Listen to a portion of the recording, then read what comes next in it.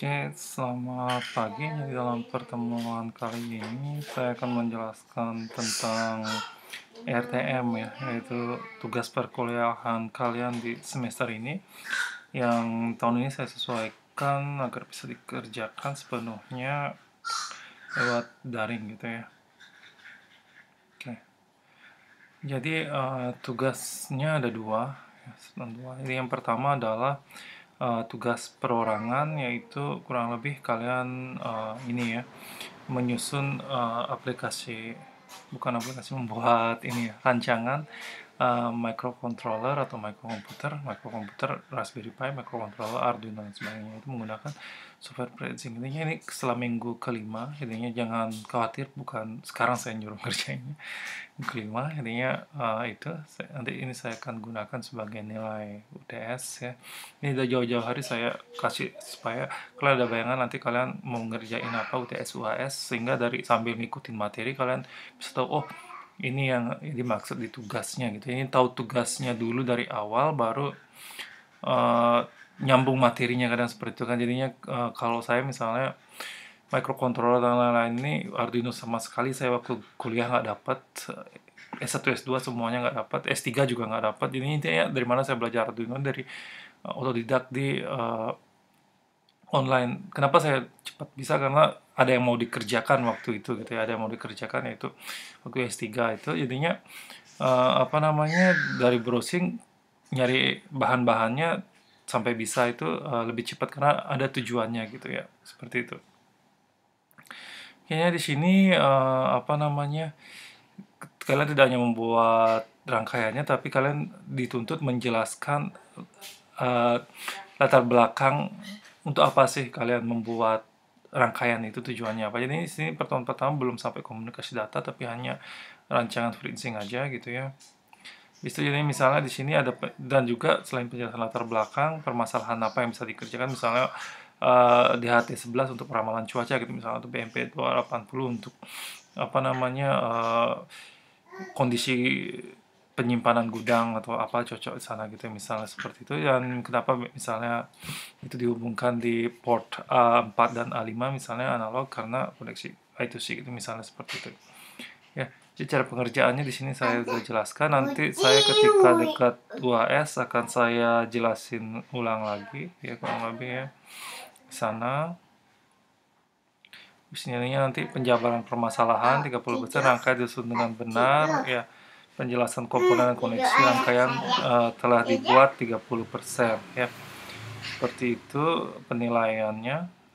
Nah, tugas yang kedua yang saya pakai untuk penilaian UHS, saya gunakan ini ya, tugas berkelompok di sana ya.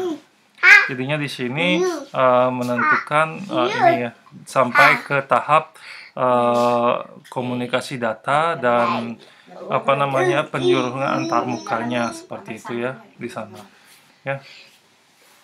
Itu intinya di sini nanti akan dijelaskan komunikasi seperti MQTT, HTTP, LoRa, NRF dan lain-lain.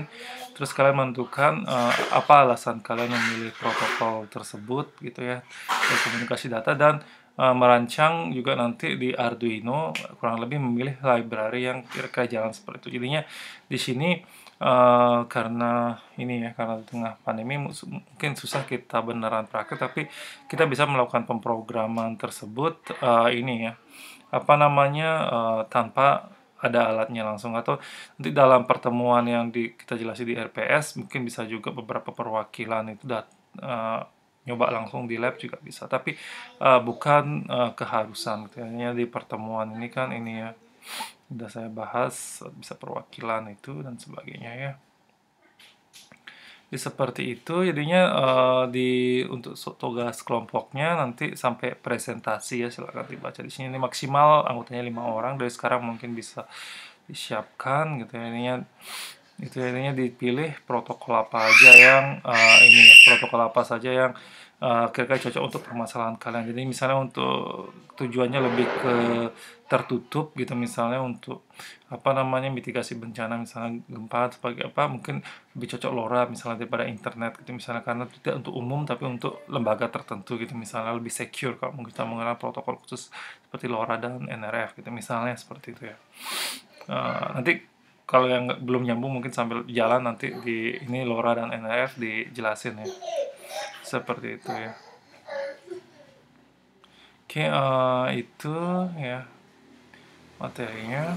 Jadi nanti permasalahan, terus tepat apa nggak solusinya. Di sini kurang lebih ini ya, apa namanya, saya mencoba kedua tugas ini mengarahkan ke kalau kalian misalnya nanti mau mengambil TA tentang IoT, supaya menyusun ini ya, laporan dan sebagainya, termasuk solusi permasalahannya itu bisa semuanya beralasan seperti itu ya. Jadinya apa namanya, tidak terlalu banyak saya ngasih materi lagi ketika bimbingan gitu misalnya seperti itu. Jadi emang tujuannya itu juga, bukan berarti ini tugasnya terlalu teoritis gitu, bukan juga, tapi ketika kalian misalnya nanti kerja di bidang IoT gitu misalnya, juga kalian dalam menentukan komponen dan nanti budgeting gitu juga pasti akan ditanyakan apa protokol yang tepat misalnya untuk komunikasi tadi sini, terus apa juga misalnya untuk microcontroller dari segi kemampuan yang cocok untuk di sini gitu misalnya ya.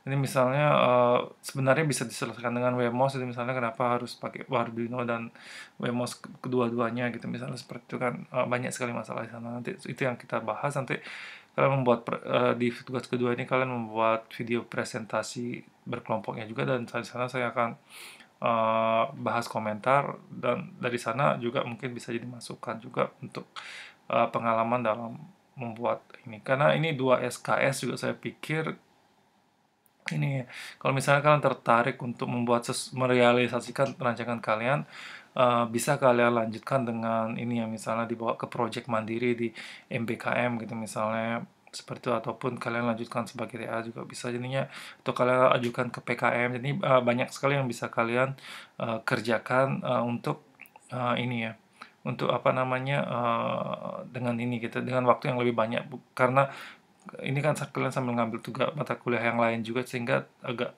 kurang bisa ini ya, pas seperti itu, belum bisa maksimal seperti itu ya. Oke, itu ya, di itu saja mungkin penjelasan rancangan tugas mahasiswa untuk mata kuliah IoT.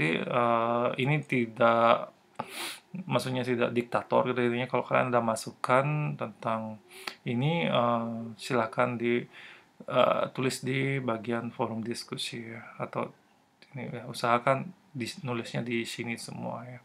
Mungkin saya nanti ada add topik untuk masukan mata kuliah seperti itu mungkin ya. Itu barangkali ya. Jika itu, oke, sampai jumpa ya.